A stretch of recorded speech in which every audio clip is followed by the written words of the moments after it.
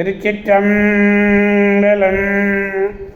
மெய்யடியார் பெருமக்களே, இந்த நில உலகத்திலே உள்ள உயிர்கள் அனைத்தும் நோயற்ற வாழ்வும் குறைவற்ற செல்வமும் பெற்று சீரோடும் சிறப்போடும் வளமாகவும் நலமாகவும் வாழ்வாங்கு வாழ வேண்டும் என்று வாழ்த்தி மகிழ்கிறேன்.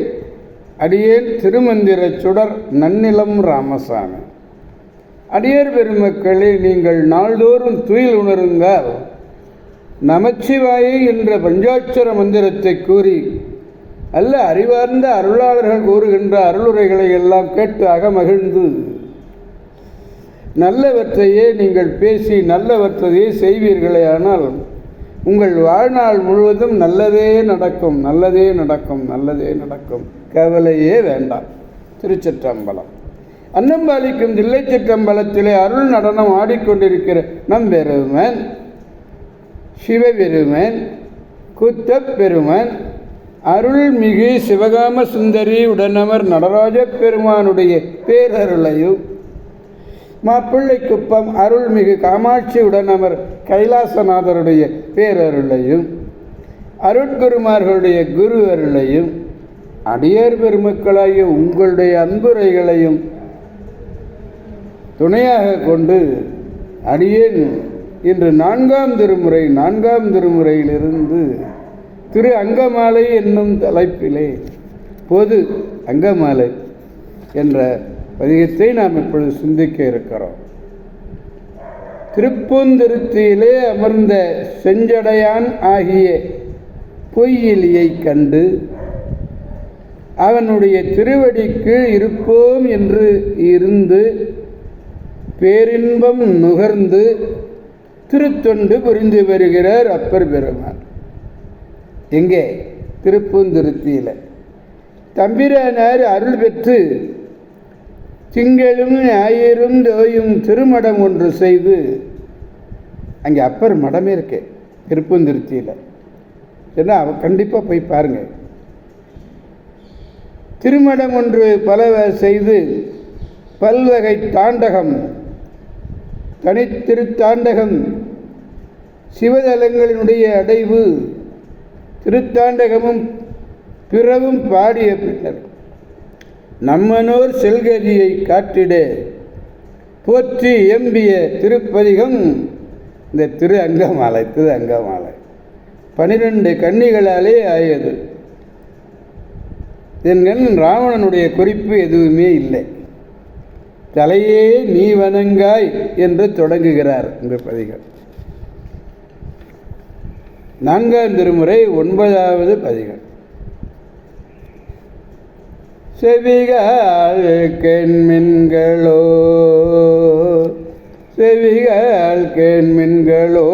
சிவன் எம் இறை செம்பவள எரிபோல் மேனி பிராந்திரம் எப்போதும் செவிகள் கேண்மின்களோ.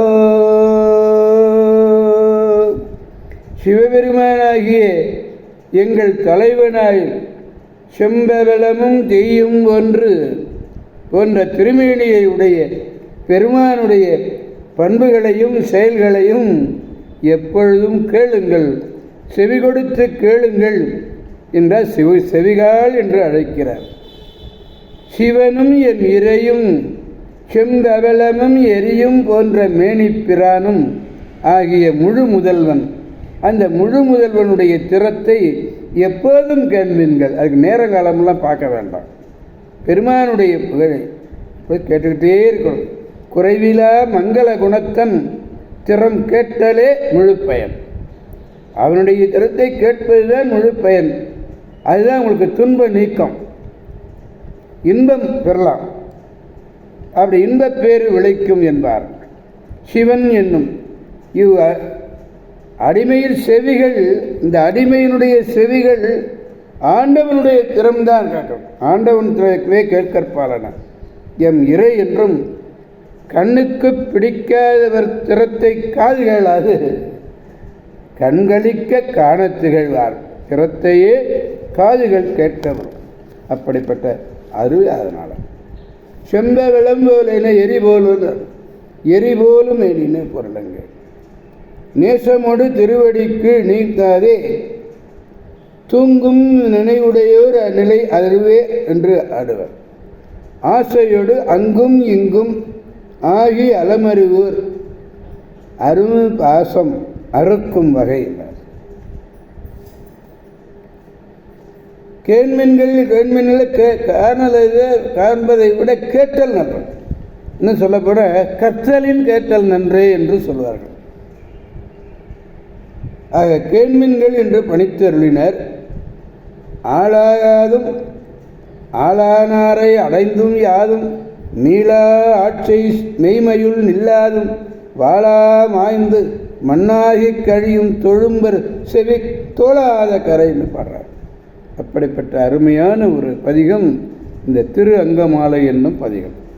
எனவே அடியார் பெருமக்களாகிய நாம் அனைவரும் துன்ப நீக்கமும் இன்பப் பெருக்கமும் அடைய வேண்டுமையானால் இந்த திரு அங்கமாலை என்னும் திருப்பதிகத்தை நாள்தோறும் நாம் பாடி அவனுடைய புகழை காதார கேட்டு மகிழ வேண்டும் என்பதற்காக தான் செவிகால் கேள்மீன்களே என்றார்.